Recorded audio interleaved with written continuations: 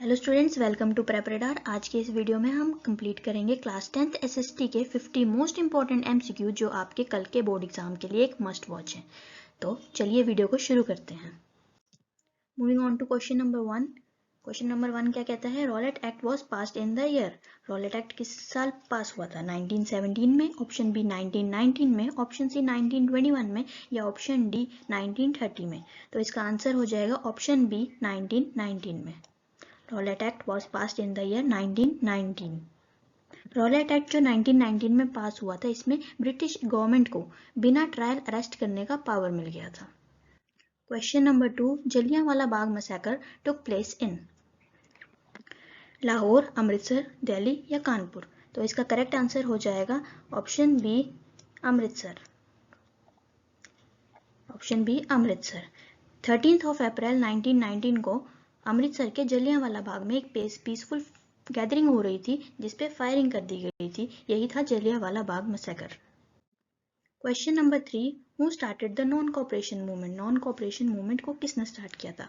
Option A Bal Gangadhar Tilak, option B Mahatma Gandhi, C Jawaharlal Nehru या D Subhash Chandra Bose. तो इसका करेक्ट आंसर हो जाएगा option B Mahatma Gandhi.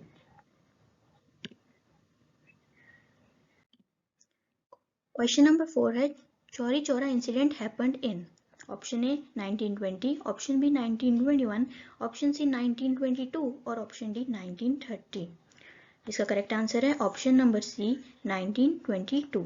Chauri Chaura UP में जो पड़ता है, वहां पे एक वायलेंट इंसिडेंट हुआ था, इसलिए गांधी जी ने जो नॉन कॉपरेशन मूवमेंट थी उसको विड्रॉ कर लिया था, क्योंकि ये वायलेंट इंसिडेंट हो गया था इसलिए। Question number 5। The salt march began in. Salt march कब बिगिन हुई थी? Option A 1930, option B 1925, option C 1919 या ऑप्शन डी 1942। तो इसका करेक्ट आंसर है option A 1930।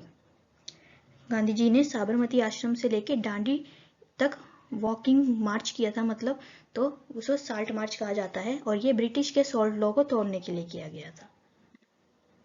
Option A 1930। Question number 6। Quit India movement started in. Quit India movement हमें पता है 1942 में स्टार्ट हुआ था। Option B is the correct answer. Question number 7। Who design the Swaraj flag.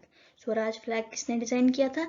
तो इसका आंसर हो जाएगा option number B Pingali Venkayya. Option B is the correct answer.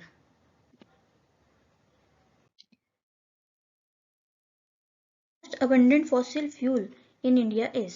सबसे अबंडेंट फॉसिल फ्यूल इंडिया में कौन सा है? पेट्रोलियम, कोल, नेचुरल गैस या यूरेनियम। तो इसका आंसर हो जाता है ऑप्शन बी कोल। इंडिया में कोल सबसे ज्यादा अवेलेबल फॉसिल फ्यूल है और जो कोल है वो थर्मल पावर प्लांट्स में यूज होता है इलेक्ट्रिसिटी जनरेशन के लिए। Question number 9। Black soil is ideal for growing. तो ये बहुत सिंपल क्वेश्चन हो गया। ब्लैक सॉइल कॉटन के लिए सुटेबल होती है, आइडियल होती है। ब्लैक सॉइल को रेगुर सॉइल भी बोलते हैं। रेगुर सॉइल या फिर ब्लैक सॉइल कॉटन फार्मिंग के लिए बेस्ट सॉइल मानी जाती है। Question number 10। Which state is the largest producer of sugar cane. इनमें से कौन सी स्टेट लार्जेस्ट प्रोड्यूसर है शुगर केन की? सो इसका आंसर हो जाएगा option number B Uttar Pradesh. Uttar Pradesh is the largest producer of sugar cane. Question number 11। Rice require. Rice जो है वो क्या रिक्वायर करती है, कैसी रेनफॉल रिक्वायर करती है? तो राइस हमें पता है ज्यादा वाटर रिक्वायर करती है, तो option C is the correct answer, high rainfall. Rice एक वाटर इंटेंसिव क्रॉप है, इसलिए इसको ज़्यादा वाटर की ज़रूरत होती है, तो वो हाई रेनफॉल से वाटर रिक्वायरमेंट पूरी करती है। Question number 12। Tea is mainly grown in. Option A Rajasthan, option B Assam, option C Punjab या ऑप्शन डी गुजरात। इसका करेक्ट आंसर हो जाएगा ऑप्शन बी असम। असम में टी ग्रो की जाती है।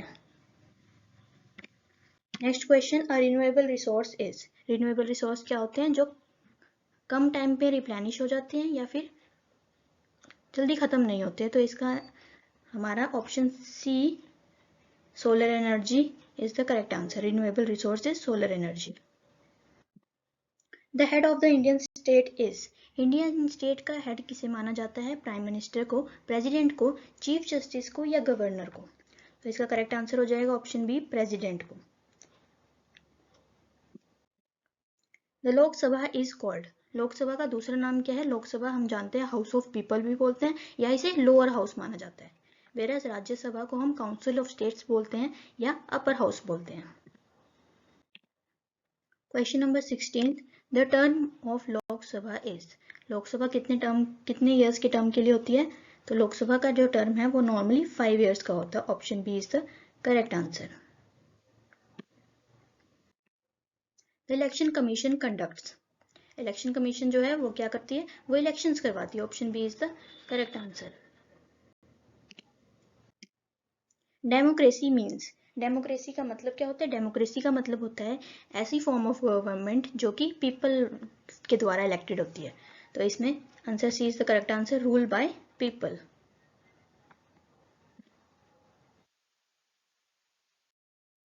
Question number 19, the development goal of a landless rural labourer is, अब एक लैंडलेस रूरल लेबरर है तो उसका डेवलपमेंट गोल क्या होगा? उसको ज़्यादा पैसे चाहिए होंगे, मोर वेजेस, उसको अच्छे पैसे मिले और अच्छा काम मिलता जाए, तो यही उसका डेवलपमेंट का गोल होगा। तो option B is the correct answer. The average income of a country is called, एक कंट्री की एवरेज इनकम को क्या कहते हैं? Option is the correct answer, per capita income. Per capita income जिसका फॉर्मूला होता है total income of the country divided by the population, इससे हमें पर कैपिटा इनकम मिल जाता है, total income upon population. Question number 21 है, literacy rate means, literacy rate का क्या मतलब होता है? लिटरेसी रेट का मतलब होता है percentage of the literate people, कितने पढ़े लिखे लोग हैं उसका percentage is literacy rate. Primary sector include, primary sector जो होता है वो क्या इंक्लूड करता है? प्राइमरी सेक्टर में हमें एग्रीकल्चर, फार्मिंग, एनिमल हस्बेंड्री ये सब आता है, तो A agriculture is the correct answer. Secondary sector include, secondary sector का इनमें से कौन सा एग्जाम्पल है? Option A farming, option B manufacturing, option C fishing या ऑप्शन डी माइनिंग। तो इसका करेक्ट आंसर है option B manufacturing. Secondary sector में क्या होता है? रॉ मटेरियल्स को फिनिश गुड में कन्वर्ट किया जाता है, so option B manufacturing is the correct answer. Question number 24, service sector is also called the, service sector, service sector जैसे बैंक्स वगैरह, आईटी सेक्टर, ये सब सर्विस सेक्टर में आते हैं। तो ये इस सेक्टर को हम और क्या बोलते हैं? इस सेक्टर को हम बोलते हैं tertiary sector. Option C is the correct answer, tertiary sector.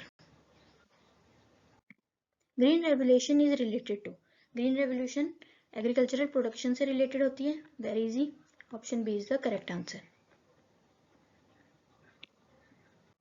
Operation flood, operation flood is related to, operation flood wheat की प्रोडक्शन से रिलेटेड है, मिल्क से रिलेटेड है, राइस से या शुगर से? तो इसका करेक्ट आंसर हो जाएगा option B, milk production. Next question 27, which measure is use to compare the development of countries, अगर हमें कंपेयर करना है कंट्रीज की डेवलपमेंट को, हाँ तो हम कौन सा फैक्टर यूज करते हैं? पॉपुलेशन नहीं, पर कैपिटा इनकम, एरिया या करेंसी? तो ऑप्शन बी हो जाएगा पर कैपिटा इनकम, हम इससे कंपेयर कर सकते हैं। Question number 28, which country was the first Asian to give universal adult franchise? Option A China, B India, C Japan और डी नेपाल। तो इसका करेक्ट आंसर हो जाएगा India. India first Asian country है जिसने यूनिवर्सल एडल्ट फ्रेंचाइज दिया था, मतलब वोटिंग राइट्स दिए थे to the citizens. Question number 29, minimum age to vote in India, बहुत simple, option B 18 years age, 18 years of age कोई भी वोट कर सकता है इंडिया में। Which institution conducts elections in India, इनमें से कौन सा इंस्टीट्यूशन जो है वो इलेक्शन करवाता है इंडिया में? तो हमें पता ही है इलेक्शन कमीशन का काम होता है free and fair elections conduct करवाना इंडिया में। Question number 31, which of the following is an example of a public sector, public sector मतलब गवर्नमेंट ओन्ड सेक्टर, उसका एग्जाम्पल कौन सा है? इनमें से रिलायंस नहीं, ये प्राइवेटली ओन्ड है, टाटा स्टील्स, इंडियन रेलवे या इन्फोसिस? तो ऑप्शन सी इंडियन रेलवेज, क्योंकि ये गवर्नमेंट ओन्ड एंटिटी है। विच of the following is an example of private sector, इनमें से प्राइवेट सेक्टर का एग्जाम्पल कौन सा है? तो ऑप्शन बी टाटा मोटर्स, ये प्राइवेटली ओन्ड कंपनी है। बाकी ONGC oil and natural gas corporation, SAIL steel की और बेल हैवी इलेक्ट्रिकल्स की, ये सब गवर्नमेंट ओन्ड है, मतलब पब्लिक सेक्टर के एग्जाम्पल्स हैं। Plantation crops include option A wheat, option B tea, option C rice या ऑप्शन डी मेज। तो इसमें से प्लांटेशन क्रॉप है हमारी टी, कॉफी, रबर, ये सब प्लांटेशन क्रॉप्स होते हैं क्योंकि इनको लार्ज प्लांटेशंस में ग्रो किया जाता है। Question number 34, soil halogen means, soil halogen, what does soil halogen mean? Soil halogen means removal of the top fertile soil. जो टॉप वाली लेयर होती है, फर्टाइल वाली लेयर होती है सॉइल की, अगर वो बह जाती है, रिमूव हो जाती है वाटर के एक्शन से, विंड के एक्शन से, तो उसको सॉइल एरोजन बोलते हैं। Chipko movement was related to, Chipko movement जो है वो किससे रिलेटेड थी? तो वेरी इजी, फॉरेस्ट कंजर्वेशन से रिलेटेड थी। Option B forest conservation is the correct answer. Irrigation means, irrigation का क्या मतलब होता है? इरिगेशन का मतलब होता है आर्टिफिशियली जब हम सप्लाई करते हैं water to the crops is called irrigation. So option number B is the correct answer. Question number 37, coal is mainly used for, coal इनमें से मेनली किस में यूज होता है? एजुकेशन में, एग्रीकल्चर में, इलेक्ट्रिसिटी जनरेशन में या ट्रांसपोर्ट में? तो हमें पता है कोल जो है वो मेनली थर्मल पावर प्लांट्स में यूज होता है इलेक्ट्रिसिटी को जनरेट करने के लिए। तो option B is the correct answer. Question number 38, non renewable resource is, इनमें से कौन सा रिसोर्स जो है वो नॉन रिन्यूएबल है? नॉन रिन्यूएबल रिसोर्स जो कि जल्दी रिप्लेनिश नहीं होते, बहुत बहुत साल लगा देते हैं रिप्लेनिश होने के लिए, तो इसका एग्जांपल हो जाएगा हमारा कोल। ऑप्शन सी कोल, फॉसिल फ्यूल, कोल, पेट्रोलियम, ये सब नॉन रिन्यूएबल रिसोर्सेज होते हैं।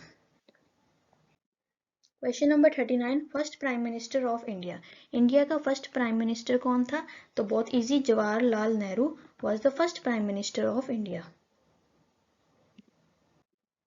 Next question, GDP stands for, GDP का फुल फॉर्म क्या होता है? जीडीपी जो होता है वो कंट्री में एक साल का जितनी भी टोटल प्रोडक्ट्स और जितनी भी सर्विसेज हैं उसकी वैल्यू होती है। तो जीडीपी का फुल फॉर्म होता है gross domestic product. Option A is the correct answer, gross domestic product. Assertion reason देख लेते हैं। एजर्शन पढ़ेंगे पहले, Mahatma Gandhi launch the non cooperation movement in 1920। तो ये बिल्कुल सही बात है, नॉन कोऑपरेशन मूवमेंट जो है वो लॉन्च हुई थी 1920 में। तो इसका रीजन क्या है? जो मूवमेंट है वो aim to oppose British rule through peaceful methods. Yes, बिल्कुल सही है, इसका एजर्शन भी सही है एंड रीजन भी सही है कि जो नॉन कोऑपरेशन मूवमेंट था वो नॉन वायलेंस को यूज करते हुए अपोज करना था सारी ब्रिटिश इंस्टीट्यूशंस को। So both assertion and reason are correct. Next question, assertion is non-cooperation movement was withdrawn in 1922. Yes, Mahatma Gandhi ने 1922 में नॉन कोऑपरेशन मूवमेंट को विड्रॉ कर लिया था। और क्यों किया था? क्योंकि जो चौरी चौरा इंसिडेंट था वो हो गया था और वो बहुत वायलेंट हो गया था, जिसमें 22 पुलिसमैन की जान गई थी और 3 सिविलियंस की भी जान गई थी, इसलिए नॉन कोऑपरेशन मूवमेंट को विड्रॉ कर लिया गया था। तो इस केस में भी assertion and reason both are correct. Option A is the correct answer. Next question is, irrigation is important for agriculture in India. Irrigation मतलब artificial supply of water to the crops important होता है agriculture के लिए India में। Assertion सही है, irrigation को हम यूज करते हैं। रीजन क्या है? Rainfall in India is uncertain and uneven. ये भी बिल्कुल सही बात बोल रहा है क्योंकि इंडिया में जो रेनफॉल के पैटर्न्स है वो इवन नहीं है, कभी ज्यादा बारिश होती है कभी नहीं होती है। तो इसमें भी option A is the correct answer, both assertion and reason are true. Next question, which country has community government, कौन सी कंट्री में कम्युनिटी गवर्नमेंट होती है? तो इस option A India, option B Sri Lanka, option C Belgium और ऑप्शन नंबर डी नेपाल। तो इसका आंसर हो जाए, करेक्ट आंसर हो जाएगा ऑप्शन सी बेल्जियम। बेल्जियम में कम्युनिटी गवर्नमेंट है, कम्युनिटी गवर्नमेंट है। Next question, which organisation regulates the international trade, जो इंटरनेशनली ट्रेड हो रहा है उसको कौन सी ऑर्गेनाइजेशन जो है वो रेगुलेट करती है? तो इसका आंसर हो जाएगा ऑप्शन सी, WTO। WTO का फुल फॉर्म होता है वर्ल्ड ट्रेड ऑर्गेनाइजेशन एंड इसका काम होता है कि ये रेगुलेट करे इंटरनेशनल ट्रेड को। IMF इसका फुल फॉर्म होता है international monetary fund, world bank और United nation UN। Correct answer हो जाएगा option C, world trade organisation. Question number 46, which of the following is a kharif crop? इनमें से कौन सी क्रॉप एक खरीफ क्रॉप है? Option A wheat, option B mustard, option C rice या ऑप्शन डी ग्राम। तो इसका करेक्ट आंसर हो जाएगा option C, rice. Kharif crop कौन सी क्रॉप्स होती हैं? जो मानसून सीजन में ग्रो होती हैं। इसके और एग्जांपल्स हो जाएंगे कॉटन, मेज और ये rice.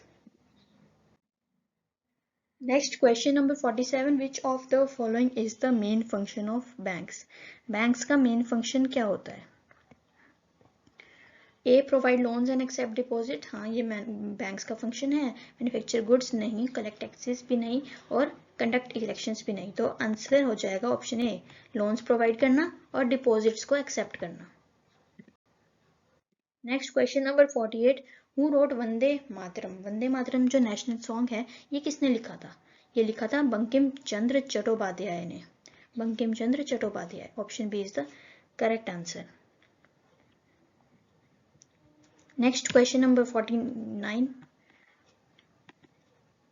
Option B is the correct answer. Next question 49, globalisation means? Globalisation का क्या मतलब होता है?